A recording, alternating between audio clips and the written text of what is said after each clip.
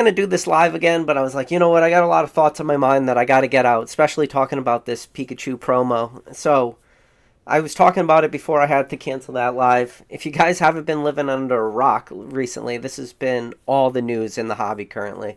Everybody's talking about it. Everybody's absolutely FOMOing and going crazy. And the crazy thing about this promo was how much of a false narrative was being pushed out for this promo at the very beginning.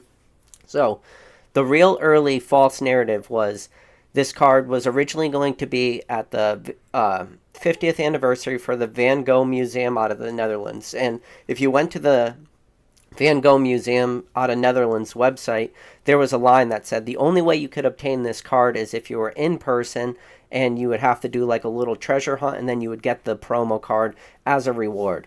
Well, the thing about that, while that was in fact factually true, because Netherlands does not have a Pokemon Center, but Pokemon Center US, Canada, UK, all these have Pokemon Centers. So if they needed to, they could just go on there. So it wasn't like factually incorrect. You just couldn't get it if you lived in the Netherlands unless you went to that museum. So that was the first part that was kind of false information spread out. The next thing that happened was, which was pretty crazy, was one, a lot of people thought that it was going to be noon today at the time of recording this video, that they were all going to go live. We saw a couple different products like trickle in. We saw the Eevee portrait trickle in. We saw the Pikachu portrait, and then there was a Pikachu plushie trickled in. All those promos, or all those products, they were really hard to find. You had to be in different Discord groups. You had to be following different Twitter accounts just in order to be able to find those links. But they all like instantly sold out. I've heard a couple of the plushies have shipped. None of the self-portraits of Pikachu or Eevee, none of those have shipped yet. But when people were adding those to their cart, a lot of people weren't getting the promo cards. There was a bunch of craziness that happened there. So what I did was I made a community post. And all the community post said was, it was very simple. I just took the listing of the card, the promo, because if you looked at the description, there was a bunch of information there. And all I did was say, honestly, just spend 2 minutes and read this. And one of the craziest things in that was, if you read the description, it said like something pretty crazy. So there's a bunch of different Van Gogh Art Museum 50th anniversary products that are available on Pokemon Center, and the way it was worded made it sound like even if you bought more than one item, you were going to get like multiple promos. So let's say you bought 5 items from the Vincent Van Gogh Museum collection, you would have got 5 promo cards with it, one for every item. It's not like the special delivery Charizard or the special delivery Pikachu where in order to get that card you just had to spend a certain dollar threshold, meaning if you spent $20 on PokemonCenter.com and use your special delivery Charizard code, you would get 1 code. And it didn't matter if you spent $20 and it didn't matter if you spent $100. You were still only going to get that one special delivery Charizard. It wasn't like for $100 you weren't going to get 5 of them for every $20. So this is pretty wild. And what it makes me think is one very simple thing. These promo cards are not going to be rare at all. These things are going to be printed into absolute oblivion.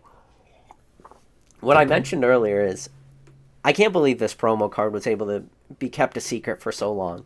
How do we not have leaks from like Millennium Print Group and all these companies printing all these promo cards? Because the printers that print all these cards, they said that you're going to get a promo for every item you buy out of that Vincent Van Gogh collection. There has to be a freaking million of these cards printed. How is there not one leak of these cards? How do we not know this card was going to be printed?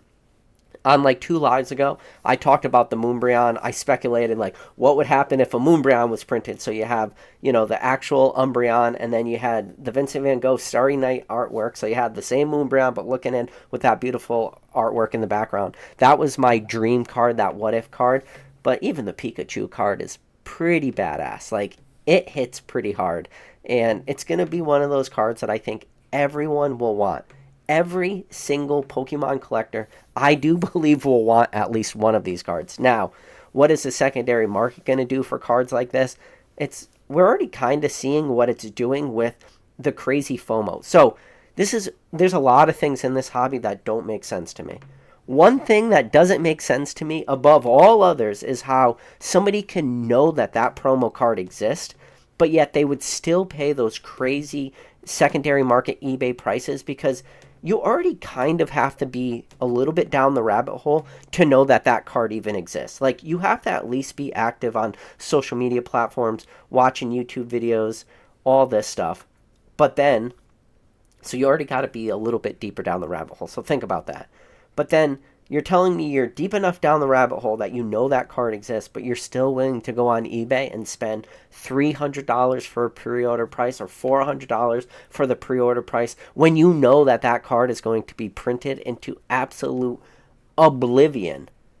And that's like what it doesn't really make sense. So somebody just asked, why did I make it so you had to be subscribed for 2 years? Because some people were trolling earlier, so now I'm going to change it to any duration, so now anybody could talk. But a lot of people were saying they couldn't hear my earlier live and they couldn't see the video, and I think they were just trolling in the chat, so I had to delete that earlier live, so that's why I made it so only people that were subscribed for 2 years can chat.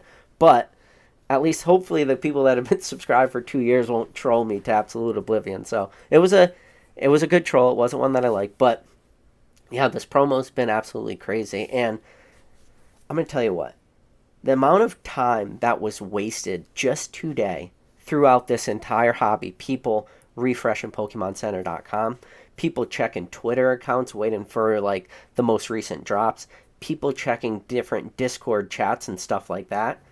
The amount of time that was wasted had to have been insane. I mean, how many people out there just watching this video right now, how much time did you spend going on PokemonCenter.com, trying to type in Van Gogh, Van, searching by newest releases first? Just how much time did everyone collectively in this hobby waste waiting for that damn Pikachu promo that never came up to pop up? Now, there's a lot of items that are going to be produced. It does seem like they're going to be available all the way into January. That's a decent timeline.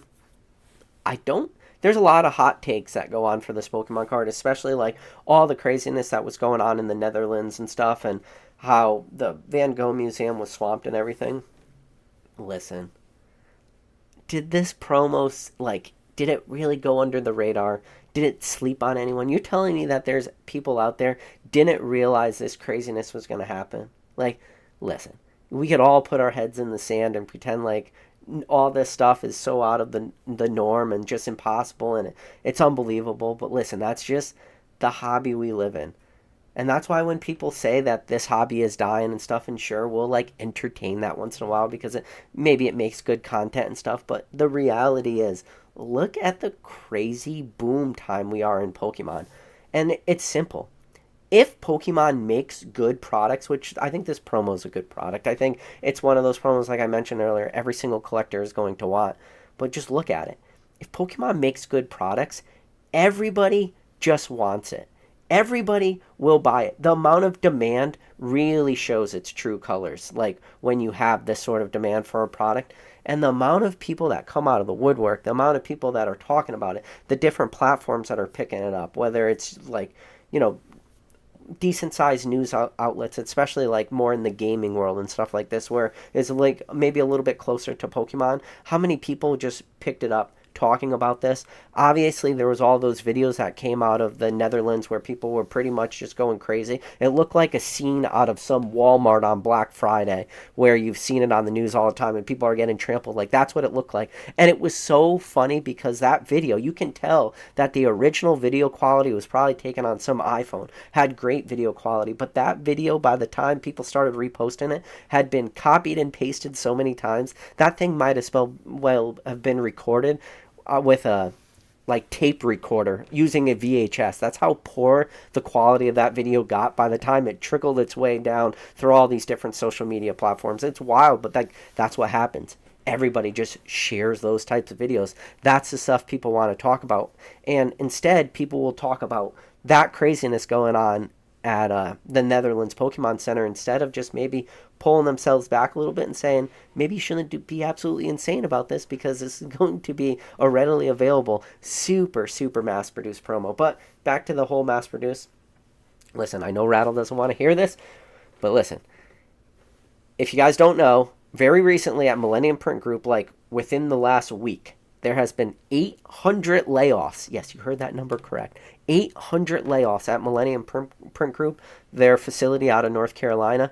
That means there's 800 potential part-time workers from Millennium Print Group that are out of work. If any of you guys are watching this video, feel free to slide into my DMs and let me know some of the inner workings. I don't understand how this promo just made it under the radar for so freaking long. It's wild. Now, do I want to know all the ins and outs of Millennium Print Group? Maybe, maybe not, probably, yes. But if you're out there, you exist. I mean, listen, it's more of a joke. I think there will be some people who will run with that sentence and get really mad, but like, I'm going to be honest with you. If you truly knew like the inner workings of Millennium Print Group and what they were printing, like the sort of advantage you would have in this hobby would be actually like pretty next level. And I'm telling you, nobody in this hobby keeps secrets. This hobby, when it comes to keeping secrets, is one of the worst hobbies. Like, no one can keep a secret. Everybody talks. Eventually, you hear all the little nuances, all the little secrets that happens. But the fact that some of this stuff is being able to be kept such a good secret, like this promo alone, because you got to think of like all the marketing materials that had to go behind this promo, all the printing of this promo, all the shipping, all the receiving, and every little item in between. The fact that there was no leaks, nobody saw an image of this card beforehand. You know what? I'm just going to give it kudos to you, Millennium Print Group. Kudos to you, Pokemon, for being able to keep this a secret for as well and as long as you did. It's pretty wild when you actually break it down and think about it. But it's wild. And then, so what is that promo going to do? One, it's going to get released again. The fact that it was released for like 3 products and then talking about fake news. I love that some people were making fake like Pokemon Center press releases. You know, super fake press releases. You know, they just sent that out to like a Discord group or sent it out through some Twitter account, and next thing you know, 5 other Discords pick it up, 5 other Twitter accounts pick it up. Then you start to see people quoting this clearly fake newsletter from PokemonCenter.com. It's wild. It's wild how like the news in this hobby travels, and it spreads like wildfires, whether it's true or false. Listen, I'll read stuff sometimes, and I have to like double read it and be like, is what I'm reading actually make sense? Is this actually a potential real thing?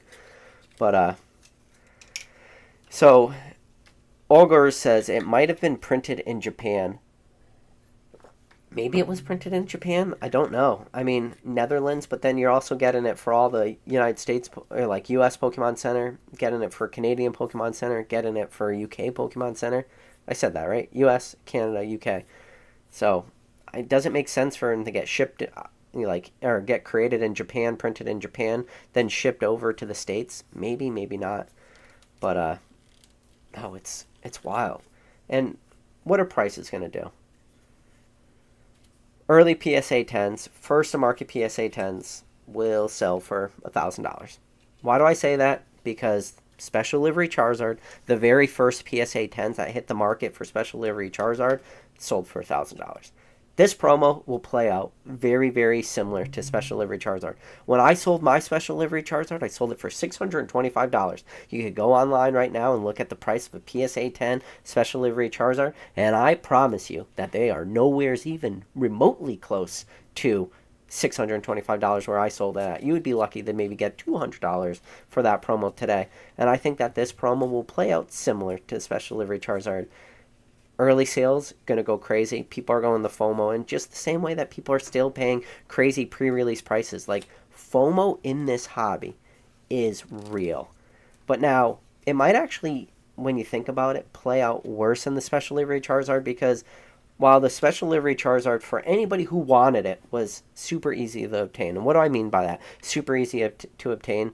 All you had to do was go on eBay, spend $5, get a Special Livery Charizard code, go home, use a VPN, use a different address, send it to your grandma's house, send it to your uncle's house, send it to your girlfriend's house, send it to your brother's house, send it to your sister's house, send it to your P.O. box, send one to your house, maybe send one to your place of business, send one to your next door neighbor. You could just send a ton of those Special Livery Charizard to a bunch of different addresses. Now, The only problem with what I just said there is you do all that. Eventually, you might run out of people to send it to. And I think a lot of people were just running into that exact issue where you could only send it to yourself like once every 8 days. So people would patiently wait for the one every 8 days, and they would buy another one. This item, this promo, isn't going to have that same barrier of entry. And trust me, that barrier of entry that you just couldn't go on PokemonCenter.com multiple times a day, check out $1,020 items within the day. You keep doing it. You keep getting those special livery Charizard codes sent to you. Because that wasn't possible, special livery Charizard codes were maybe a little bit scarcer than maybe they could have been. And scarcer is a really, really subjective word to use in this. Fitz, I appreciate the super chat. But, yeah. So that's a subjective way to put it, though, like that they were relatively tough to get. Now, this promo, though, the special, or the Pikachu with wearing the gray felt hat, like I said, it's not going to be limited. You can go on PokemonCenter.com and you can do whatever the max of all these items on, whether it's postcards, whether it's these frames, whether it's these plushies. And I feel like there will be a lot of people who do that. Or they'll be able to go and whatever item has the most. Like, I don't know what the limit on postcards are going to be. But if the limit on, I think you get 12 postcards in the bundle. But if the limit's 10, better bet your ass that there will be a lot of people buying out postcards. And then people will probably be buying out a ton of postcards. And I can't even imagine how many of these postcards PokemonCenter.com will sell, especially if they are the cheapest price point. Because I'm going to guess 12 postcards will probably be the cheapest product. I don't know that for sure, but I think a lot of people are probably speculating on that, probably banking on that. And then there's definitely a lot of other items. I mean, you think about the Portrait Pikachu and the Portrait Eevee. Those are still $49.99 US. So, and with a limit of 2, or maybe it was a limit of 10. Either way, a $50 product is a lot more money when you're just trying to get that promo, where people are going to find whatever that cheapest dollar amount price is, and they're going to absolutely like pile into that product. And I don't know, it'll be interesting. I've already seen like very few people say that the condition quality of those Pikachu promos have been relatively rough. It seems like a lot of people were able to like source them somehow. I don't know. Did all these promos make it out of like a worker at the Van Gogh Museum? I'd say maybe, unless somebody was just literally standing at the door when everybody was leaving the Van Gogh Museum, and they just had a wad of cash, and everybody that was leaving that had a promo in it, maybe they just said, I'll give you $50 for that promo right now, and everybody that walked out the door, he just handed them $50, $100. Who knows how much it would cost to get those cards out of people's hands, like right at release, because I've seen photos where people have like 100 of them already, and all the like conversations coming out of that Van Gogh Museum made it sound like it was really, really tough to get those. And I heard that it was so tough that it was supposed to be one per person, and they were limited sometimes to one per group of people. Meaning if a group of people did some of the scavenger hunts, they wouldn't even give one of those cards out to everyone that did the scavenger hunt. They would only give it out to the group. So the fact that somebody was able to source 100 of those makes me start to think that maybe it was an employee. And the reason I say that is, maybe that art history major that everybody laughed at that person at college. They were like, what are you going to do with an art history major? Why don't you just take all that college tuition and light it on fire? Because that art history major isn't going to be worthless. It's going to be absolutely worthless in the future. Well, maybe that art history major finally got their payday, and they were just able to get a ton of those Pikachu promos out. I mean, you're talking, say you pick up 100 of those promos, you get them onto the market super fast on eBay, $30,000, $40,000 just in promos right there. If you're really, really quick to market, maybe not. Super speculation, but I don't know. I don't really see any other way that people could get a lot of these promos unless they steal them. It's the same way as I look at like some of those game promos that were coming out of the UK. It was the Omni Ball Pikachu from Game. It was very, very clear that all those were being stolen by employees. There's always a lot of the GameStop promos. We saw it happen very recently with the Umbreon GameStop promos. There was just like a very few listings where people would have magically like 25, and GameStop would get 25, and magically somebody would always be selling 25. And if you look at their account and you go back and you look at some of their sold listings, it's like, oh, that's weird. They sold an Umbreon promo. And then you go back and it's like every GameStop promo, they always seem to have a ton of these GameStop promos. So sometimes the most obvious answer is usually the correct one. I feel like we don't probably have to dig too deep, but maybe I'm wrong. Maybe it was just somebody somehow bought everybody's promos as they were walking out of that Van Gogh museum. Let's see. People are saying right at release they were $125. People were listing them online when they were standing at the museum, meaning they got their promo, they instantly pulled out their phone and instantly sold that thing on eBay. Okay. I know I mentioned it earlier, but I want you guys to give me your opinion.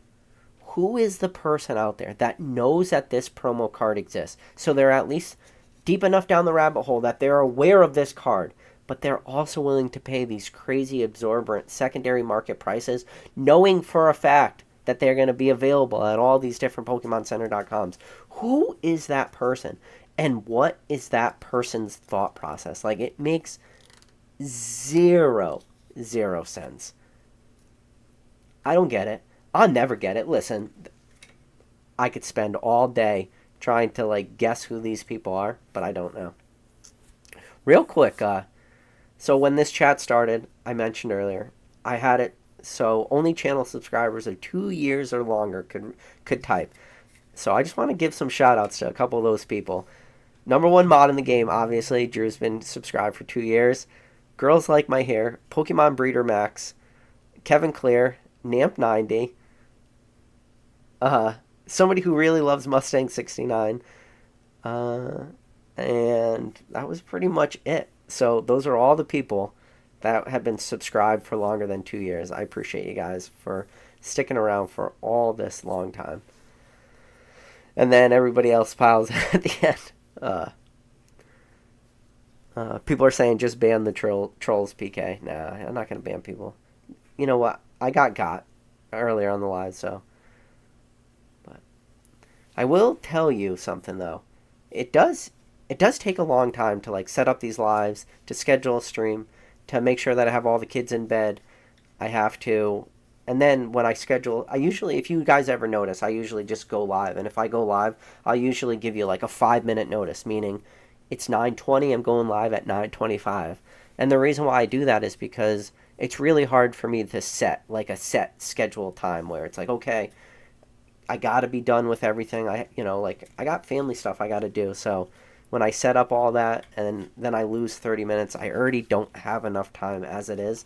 So it's really, really tough on me. And that one really hurt. So, but hey, we'll move on. We'll get over it. I just had to sit there. I sat there for a little while and I was like, okay, this bothers me, but it's okay. And if you guys don't really know the background of it, it's a bunch of people. It was like a coordinated effort in the chat. Everybody was saying my mic was off, the camera wasn't working, so then I like paused the chat and everything. Another tough thing too is a lot of people might not understand is, when you have to read the chat and you have to figure out if that's like true or false or not, and you're stopping everything you're doing. When you do lives and anytime you do videos, like dead times in the videos, just this rant more or less, when you have like a long dead period or a pause period when you're not talking, that's one of the tough things. You got to constantly be talking, you got to constantly be interacting, you got to be constantly engaging, because if you don't, it's going to have that gap time. And when you're like trying to read through the chat, trying to pull up your phone, trying to look at the videos, you got this huge lag time. So what happens is your viewer retention just falls off a cliff on all your videos. So Mason Berry said, nice hat. It's no tinfoil fedora, but it's pretty good. Yeah. I wanted the PK with the gray felt hat, but so luckily, before this video happened, I also took my kids, my wife. I got them all in the car. We went to the Halloween costume shop, and that's where I was able to pick up this hat too. So I lost a lot of time just going to the store. So it was all around tough day. So Pokemonster, I guess he's in the Netherlands. He says, we have no Pokemon Center in the Netherlands or Europe, unfortunately. So UK, yeah, I was saying Europe. I should have been. He said Pokemon Center UK is closest, but they don't ship to us. That's got to be really tough. That's got to be really tough, especially when you start to think about it and you have like all these Pokemon Center exclusive drops, whether it's ETBs, products like that. It's got to be tough. Um, yeah. I'm going to be curious. So, these promos in particular, like, how many of these promos are going to exist when everything's all said and done? A million? Like, 2 million? I mean, these numbers are crazy, but let's just say everyone gets 30 promos. And I think 30 sounds like a big number, but I think that is a very possible number, especially whatever the cheapest product is. I think there's going to be a lot of people that pick up more than one. So if everybody's picking up 30 and there's 1,000 people watch this video and all 1,000 of those people buy one, that's 30,000 right there. And trust me, there's going to be way more people buying those promos than watch these videos. So maybe it's going to be maybe not into the millions, but at least to the hundreds of thousands. Like there's going to be a ton of these promos that exist. I mean, we're going to keep testing the market. See what can the market, take. There's a lot of mass-produced promo cards that still sell for crazy premiums.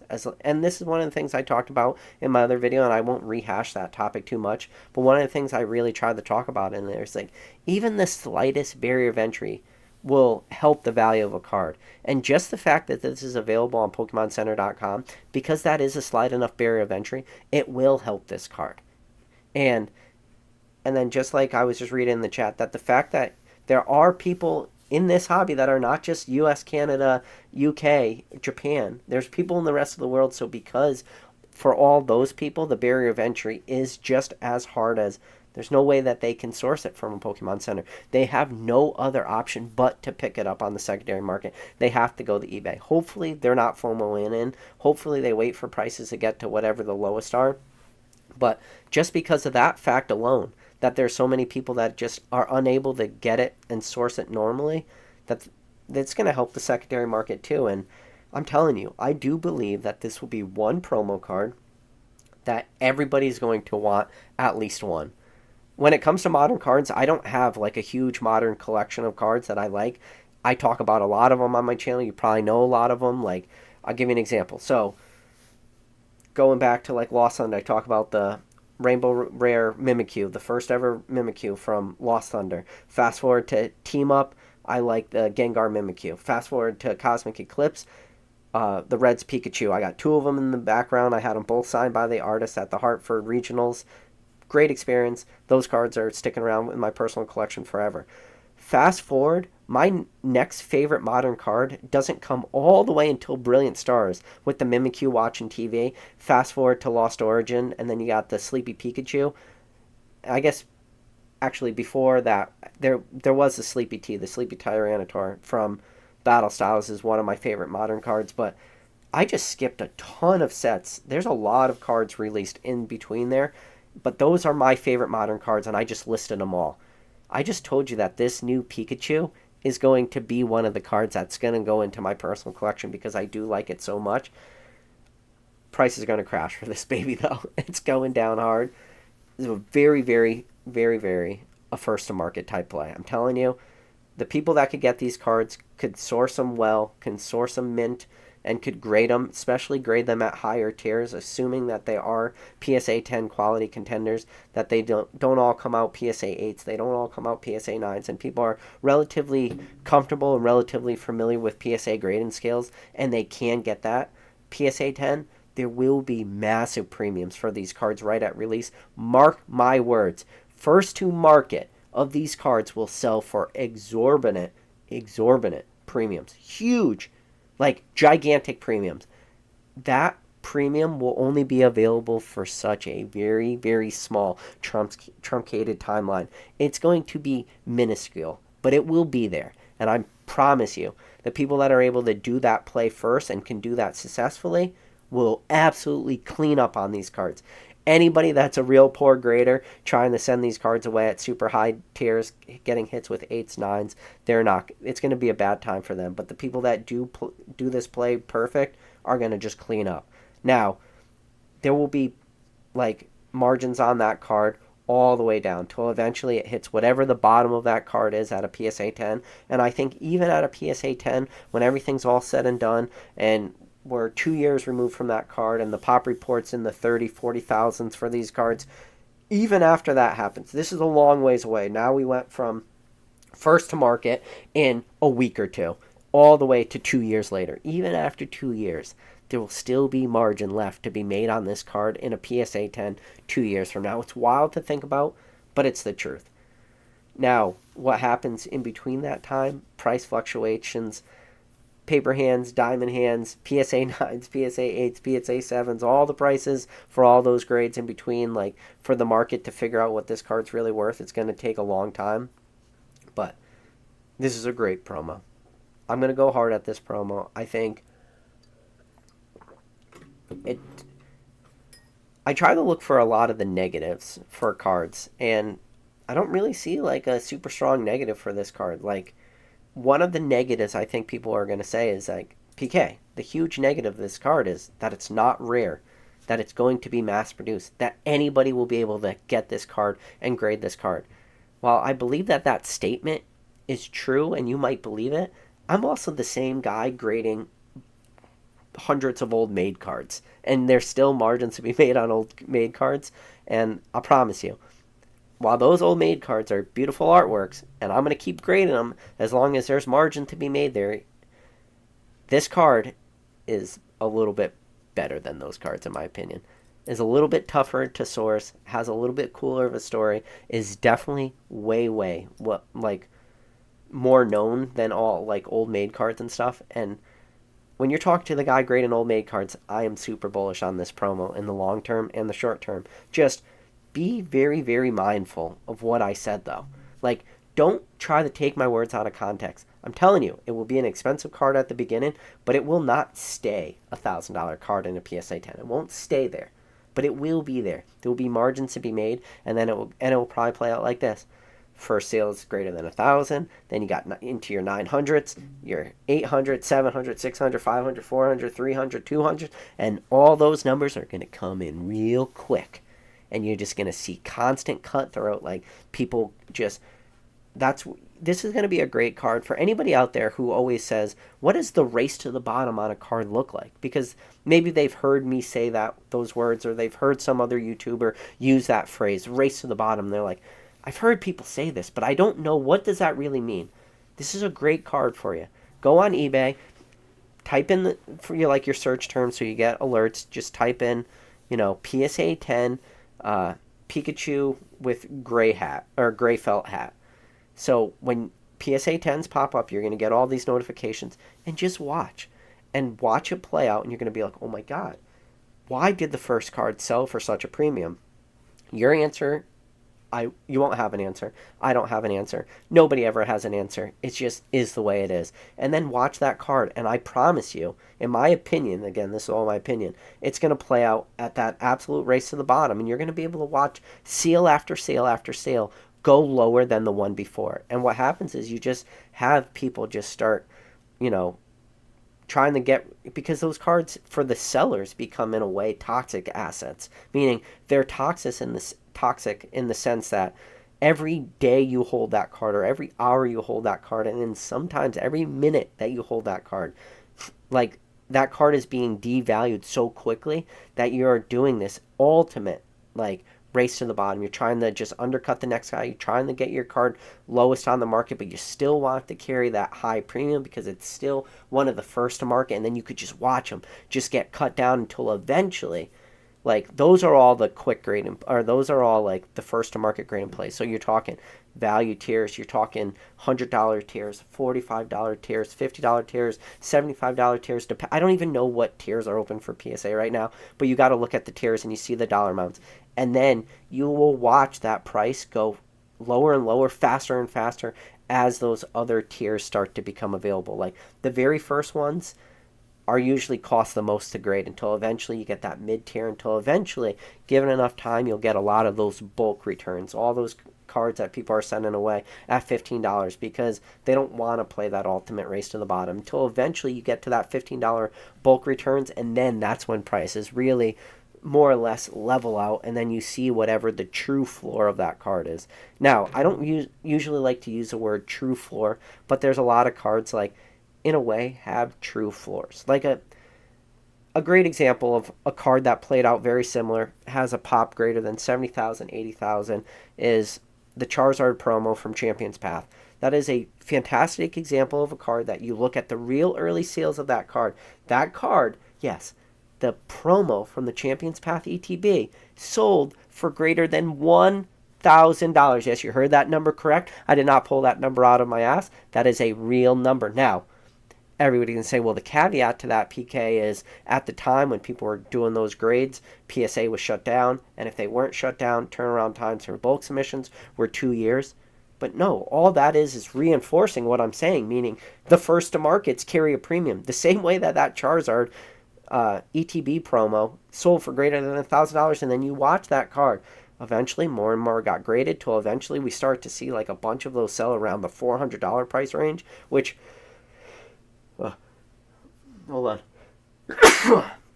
Oh, I sneezed. Shout out to Professor Oak. Till eventually we saw that margin get eaten all the way down. Until now we've seen what I believe is the true bottom of that card. And the true bottom of that card in a PSA 10, it sells between $30, $40, $50. Like right, I would give it like a $20 window, because most of those cards sell at auction, so you'll see like a little bit of variation between that 30 to 50.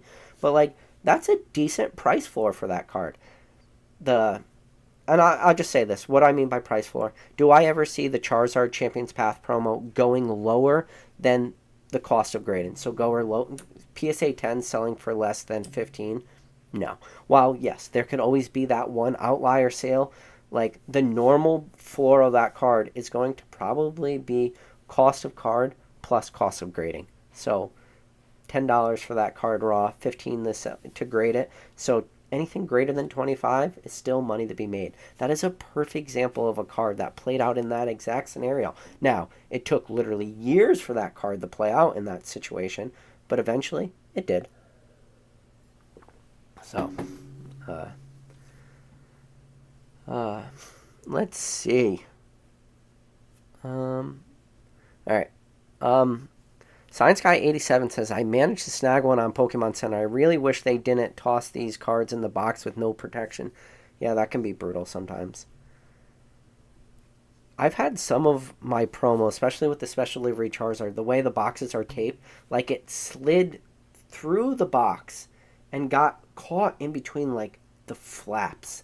I don't even, like when you fold the box and then you got the flaps in, and then you got the bottom flap, it was like stuck in between the flaps. So when I opened my Pokemon Center delivery, I was like, okay, here's all the products I bought, but like, where's the promo? So I had to break open the cardboard box itself, and that's where the promo was.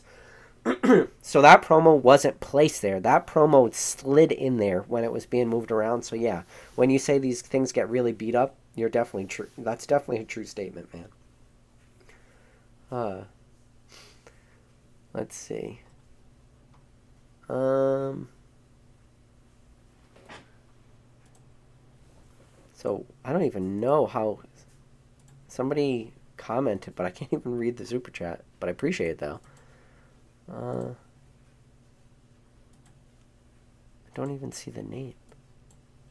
But I appreciate the super chat from whoever has the Pikachu. Let's see. So, Gotch God said, love you, PK. Lovely hat. I'm glad you guys like the hat.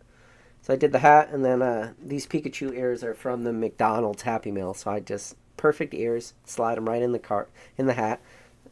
I don't know, I'm kind of liking this hat. This might have to be the new hat. Or at least anytime I talk about this promo, this hat definitely comes on. John Powell says, this promo will be $20 in 2 weeks. John, you're probably right, but I will tell you this. The fact that it's going to take 2 weeks for that promo to even get to $20 shows you how crazy this market is. The fact that people aren't even already valuing it at $20. The fact that you believe it's going to take 2 weeks. 2 weeks in this hobby is a long, long time. Think about what you just said, like 2 weeks. Meaning, for the 2 weeks before it gets to $20, that will be a greater than $20 promo. It's crazy. The amount of money that is in this hobby today, stays in this hobby, seems to not be leaving this hobby is wild. Let's see.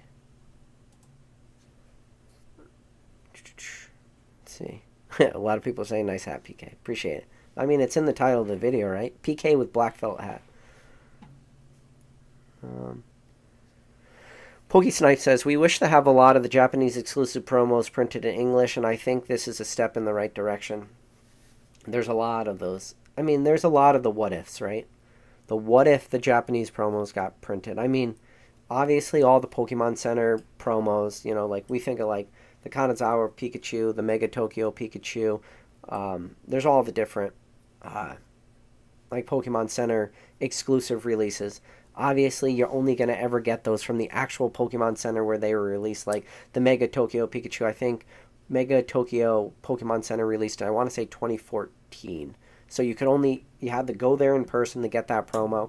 So those are like a few promos that always kind of stick out that we're never going to get. We know we're never going to get, but you don't feel as bad for, promos like those. But then all the Poncho Pikachus, it's like, I really wish we got Poncho Pikachus. And then probably one of the most glaring of all the Pikachus that we didn't get, especially when it's like exclusive product, is the Mario Pikachu and the Mario Luigi. That is the one product that I think a lot of people always sort of looks at as the what if product. What if English got this product?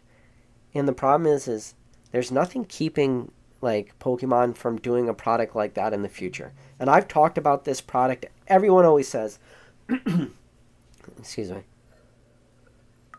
People always say, PK, what is your number one biggest, if you could create that one dream product, that one product that would be greater than 151, would be greater than any promo Pokemon has ever released. Just give me that one hypothetical.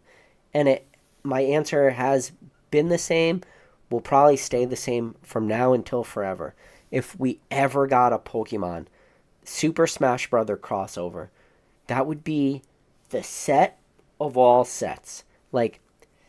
In my opinion, it is absolutely impossible, and I don't like to use the word impossible in this hobby, but I promise you, if Pokemon ever releases a Super Smash Bros. Crossover set, where it's just, imagine Poncho Pikachus, but instead of Poncho Pikachus where Pikachu is dressed up as a Charizard, or Pikachu's dressed up as a Gyarados, or he's dressed up as somebody from Team Skull. Now imagine, you got Pikachu dressed up as Link from Zelda, from Peach from Mario, then you have Mario, you have Luigi, you have Fox, you have Samus.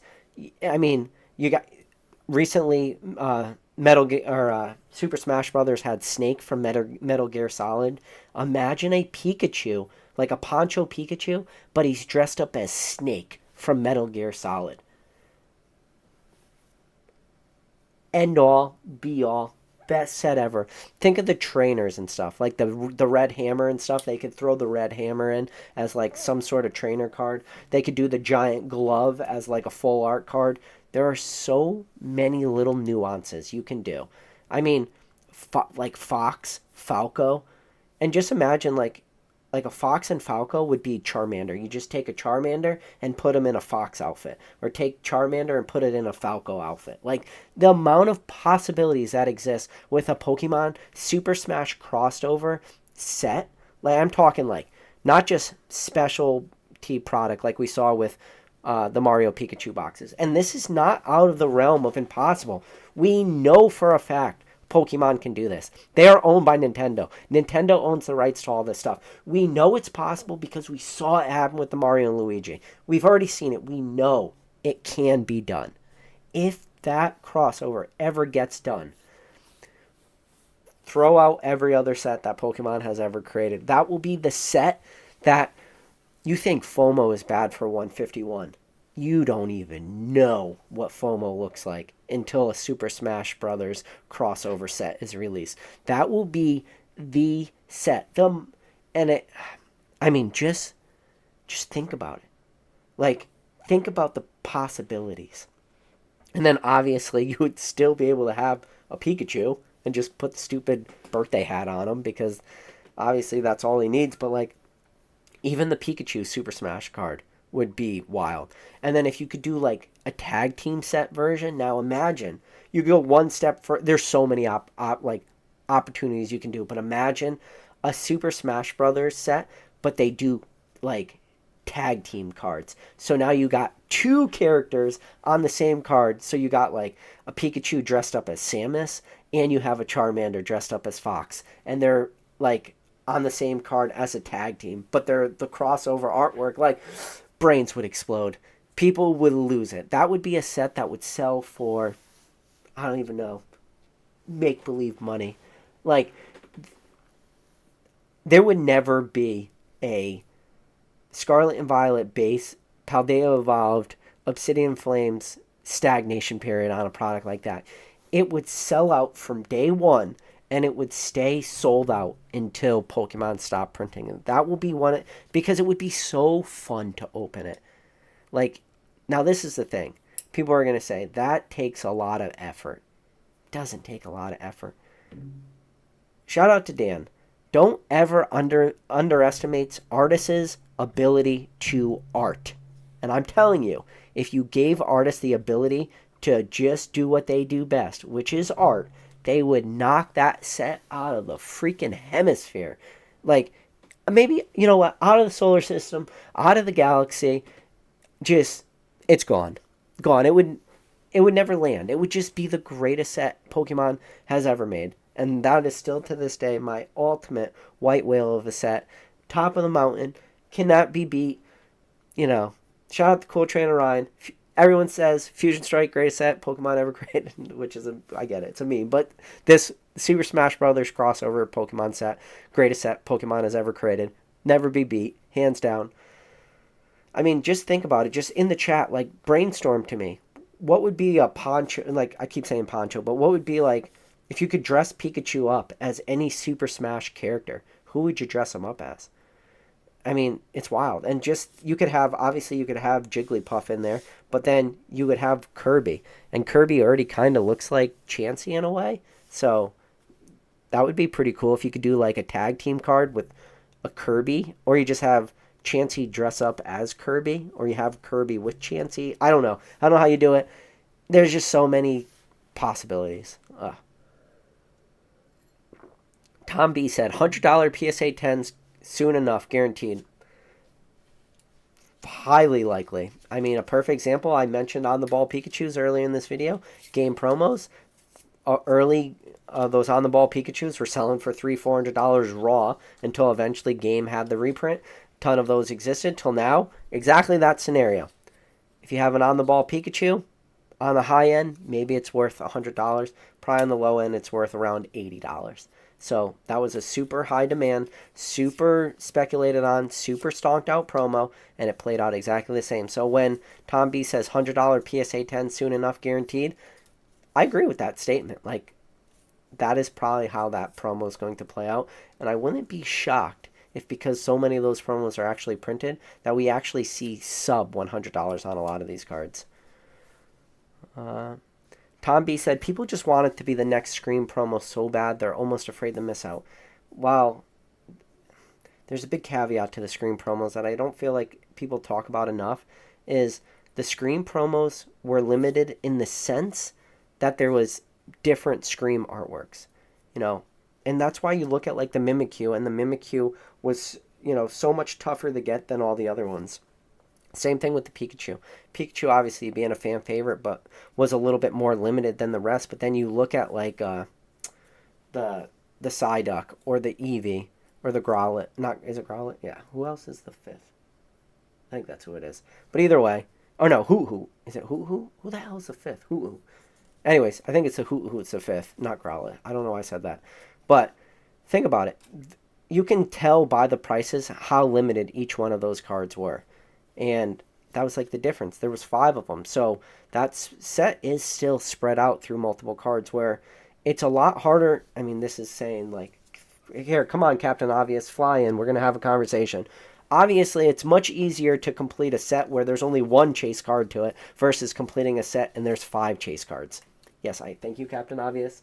Can I get back to the live? No, no. Okay. Well, he's Captain Obvious said I can't get back to the live, but obviously when you have 5 cards, it's a lot tougher to complete a set. Therefore, prices are just going to stay more inflated that way, and each one of those cards is going to be a little bit rarer than the rest. Where if you have one, it's one and done. Once you complete that, you're done. You wash your hands, you walk away. Sorry, you're never going to get your Moonbreon Starry Night crossover promo. I wish it was possible. Doesn't seem like it's going to happen. That Sunflora card, I don't know what image I originally saw. I can't seem to find that card again. I think maybe I just saw the artwork for something, and I thought it was going to also be a card. I don't know. Maybe I dreamt it, but it looks like it's just going to be the Pikachu card. Let's see. People are saying... Now, I got to the point where people are saying the felt hat for president, yeah. So, Andrea says, so PK, is this not an example of how Pokemon can easily explode the market and bring interest back to it with a drop of a hat? This definitely. Oh, 100%. I mean, yeah, this is textbook. Textbook. And this is the thing I say all the time. Pokemon, if they want it, Pokemon has multiple, like, imagine, I call it the red button. And yes, it's an analogy, the red button. Like, you hit that red button and you could drop the nukes. Pokemon, if they want, they have a room full of red buttons. And every single one of those red buttons does something a little bit different. And it goes as simple as crazy awesome promos, letting artists just art. One of those giant red buttons is reprints. I'm telling you, Pokemon could go back and reprint a lot of stuff if they wanted to and just turn the absolute money machine on burn mode. You don't got to go back that far. You only got to go back to Sword and Shield. If Pokemon wanted, hit that giant red button, they could reprint Evolving Skies, and trust me, Pokemon would make so much money, create a ton of hype, and while they won't do it, but they have the ability, they could go back to the end of Sun and Moon, because we never got reprints of those sets from Sun and Moon, and they can do a team-up reprint. Super highly unlikely. Pokemon won't do it, but I'm telling you, in that room, there is one giant red button that says team-up reprint. So, yes, so when he says, so PK, this is an example of how Pokemon can easily explode the market. Yes, they have a lot of those buttons they can hit. And it's just a matter of which button does Pokemon want to press. And each one of those like buttons is a little more dangerous than the next. Like, you just look at the special delivery Charizard promos, right? Perfect examples. Pokemon, there's nothing stopping Pokemon from just doing more special delivery like promos. Obviously, special delivery Pikachu promo helped sell out all the junk on PokemonCenter.com because at the time you couldn't buy packs, but you could still buy clothing and stuff, so you could do that. That promo helped clear out PokemonCenter.com. The special delivery Bidoof, people were like climbing over people and trying to get one of those promos. Damn near impossible to get. If Pokemon wanted to just send out a ton more of those special delivery Bidoof codes, they could have moved a ton of product on PokemonCenter.com. Special delivery Charizard moved a ton of product on PokemonCenter.com. They can just keep doing that. They could just keep releasing like special delivery cards. So you had special delivery Pikachu, Bidoof, Charizard. Maybe the next one is special delivery Lugia or something like that. You just throw you could just do a whole line of special delivery cards. And instead of making a $20 minimum at PokemonCenter.com, it's a $30 minimum, or it's a $40 minimum, or $50 minimum. And that card costs Pokemon nothing. For them to print a regular holo of a card is maybe 1 to 2 cents. And that 1 to 2 cents could almost instantly move $30 worth of product. That is another red button. Pokemon has so many giant red buttons that at any time they press, they can just do whatever they please. It's crazy. Pokemon, in a way, is the absolute money print machine. They have just a way to print money. Like, we look at the Federal Reserve, we look at the government and say, well, one of the scary things about the US dollar is that the Federal Reserve just print all money into perpetuity and everything into oblivion and forget the giant debt we're in, and it doesn't matter because we just print our own money. Pokemon has the same ability. Pokemon printers, while we say they're printing cards, but to Pokemon people, those things are just printing money. I bet you when a Pokemon executive walks through Millennium Print Group and he's on the floor of that giant warehouse with a ton of printers running nonstop and it's super loud, and all people hear are those machines in the background buzzing, going boom, boom, boom, boom, boom, boom, and they're just turning out sheet after sheet, and it's super loud. Everybody's got hearing protection on, and well, guess what? That Pokemon executive, that Pokemon CEO, when he's walking through that Millennium Print Group, he doesn't hear those machines going boom, boom, boom, boom, boom. All he hears is cash registers in the background. All he hears is cha-ching, cha-ching, cha-ching, cha-ching, cha-ching, cha-ching. That's all those machines are doing. They're cash registers for him. Pokemon prints money. They just do it. When does this stop? I don't know. But it maybe soon, maybe in a short amount of time, maybe never. It's crazy what Pokemon is able to do at any moment of any day. And like even this promo card, I mean, there's Pokemon's not dumb enough. There's no way Pokemon's stupid enough that there's not a lot of people in their corporate office goes, listen, once this Pikachu promo card gets released, market's gonna go crazy. Everybody's gonna lose their mind, and the boardroom probably sat around and went, yep, let's print a lot of these Van Gogh postcards because they probably cost penny, and let's slap a price tag of $9.99 or $12.99 or $14.99 or whatever the hell they end up selling those things at, and they would be like, well, what does Pokemon do? And they're like, we sell cardboard. What has cardboard in it? Postcards. Wild. Augur says Zelda Pokemon promo. Yes, love a Zelda Pokemon promo. I like a Zelda or a Link. Probably a Link promo. I would go. Basic Trainer saying snakes on a plane. Let's see. People are saying if Super Smash Brothers became a main expansion set, 2K a box. 2K is a lot, but what would be, I mean, it would be the set I'm most bullish on.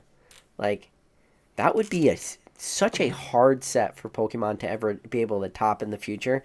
That is just, that's like going into a knife fight with 20 megaton hydrogen bomb. Like, that's the equivalent. It's like everybody's there.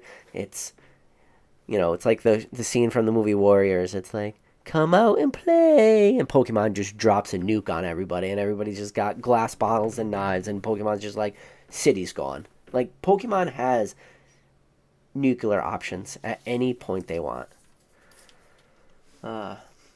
Let's see.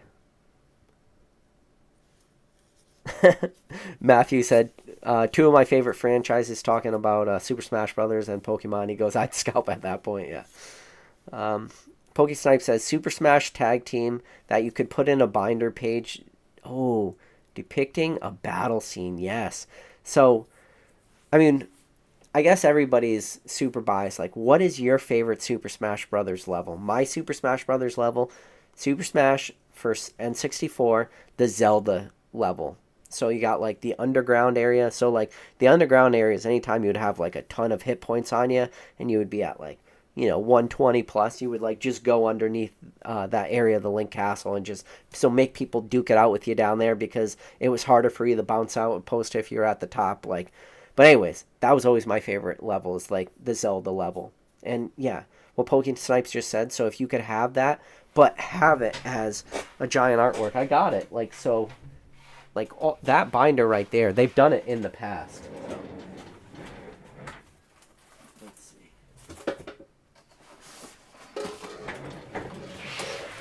So this right here is like so this is Series 4 Marvel. Let me pull up my camera so it looks good. So like all these, this is the Marvel, so the binder pages make these battle scenes. And it's kind of hard to tell, but like you would pull the cards from the set, and then they would all fit together and make like one big scene. So yeah, Pokemon could definitely do that. And if they displayed awesome like this, that'd be wild. This is actually a really cool set. I recommend you guys checking out someday in the future. But yeah, go back. Marvel Series 4. So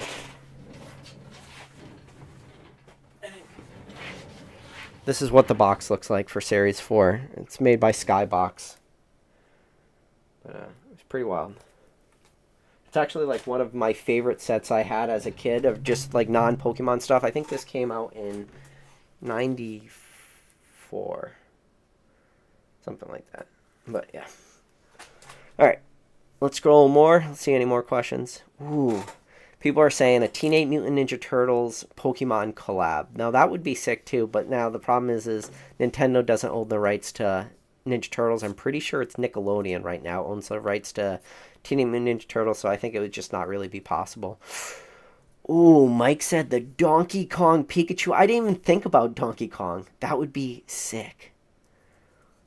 Who would be the best Pokemon if you had to dress up a Pokemon as Donkey Kong? Who would it be? I don't want to say like the obvious and say like just do a Rillaboom but as Donkey Kong. Or would it just be easier to just have Pikachu cosplay as every single Pokemon? Is that kind of cheating too? But, or like even Charizard dressed up as Donkey Kong. I feel like it's got to be a bigger Pokemon, or like a Machamp maybe. Like a bigger, it's got to be a bigger Pokemon because Donkey Kong's already, I mean, he's fat. Maybe a T-Tar Donkey Kong. Oh, lot of what ifs. Let's see. All right. Anyways, made it to the bottom of the chat. Kinda, not really. Yeah, sure I did. All right. Anyways, guys, appreciate every single one of you guys. I'm glad I at least got this live out of the way. Tomorrow night, 9 p.m. Eastern Standard Time. Mark it on your calendars. I am going to be going live, and I'm going to be going live with Beerski. Beerski's a great dude. Super, super upbeat. Got a real cool perspective on this hobby. So if you guys want to tune in for that live, it's going to start 9 p.m. Eastern Standard Time. Bring your beers. We'll be chatting. I'm sure like afterwards we'll probably hop into maybe the Rattle happy hour chat, even though it's not Saturday night. Maybe we'll hop in there for a little bit. Bullshit a little bit if you guys have any questions you want to talk. But yeah, I'll probably run for, say, between an hour and a half, that live with Beerski. I think he already upgraded his microphone camera. My man is absolutely, like, he's ready. He's ready. And what I told you guys a while ago, one of the things I'm trying to do on this channel, and I'm trying to do my best to do it, is I want to bring some positivity to Pokemon, and I want to highlight people that I do truly, truly believe are true net benefits for this hobby and are true net positives for this hobby. I think sometimes, I'm not going to sit here and say I don't get wrapped up into the drama, because I definitely get wrapped up into the drama, but I am trying to make a conscious effort to highlight the people that aren't really the drama and are, like I said, just the absolute true net positive. And tomorrow night will be one of those lives. Beerski Collects. Great dude. Can't wait to see you guys all there. But as always, appreciate every single one of you. And I'll catch you on the next video.